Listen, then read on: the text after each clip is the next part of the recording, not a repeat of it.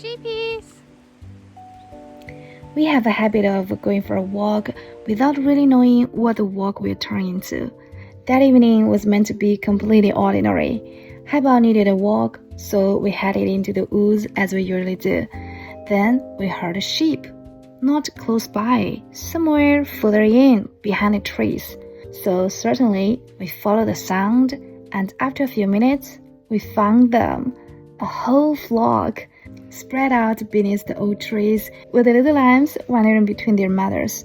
The evening sun was slipping through the branches, catching the tops of the grass and turning the whole field warm and amber.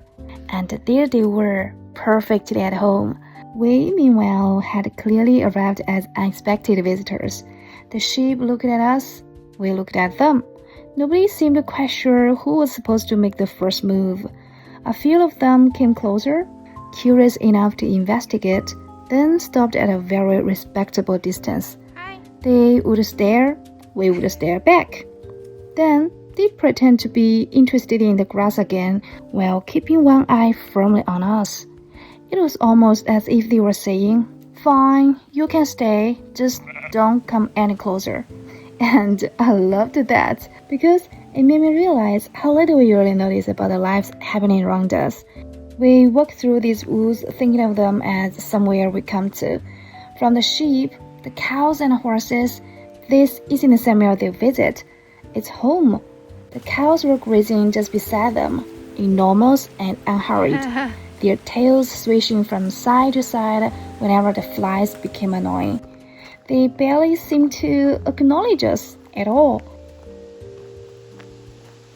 Go.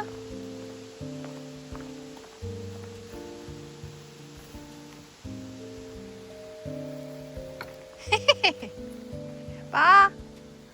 Horses! And now say hello to the horses. They were totally different. They noticed us almost immediately, and instead of keeping their distance, they started coming over. That still surprises me about horses in Britain. They seem to have a rather good relationship with people. I always imagine horses as these magnificent, slightly aloof creatures, all flowing manes and restless energy, looking as though they belong in some old countryside painting. But the ones we've met here are much more sociable. They walk over to see who's arrived.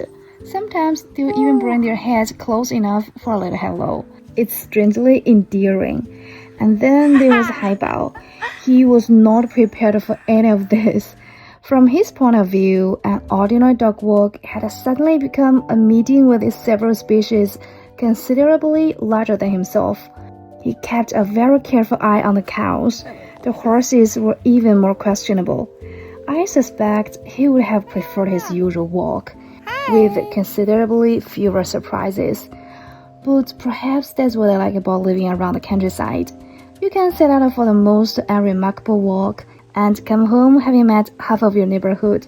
Not a human part of it, of course, the other part. And perhaps that's the nicest way to think of it. We didn't discover a secret place. We simply happened to walk into someone else's ordinary evening. Oh, look at this one. Kind of poetic. I love it. Bye, horses.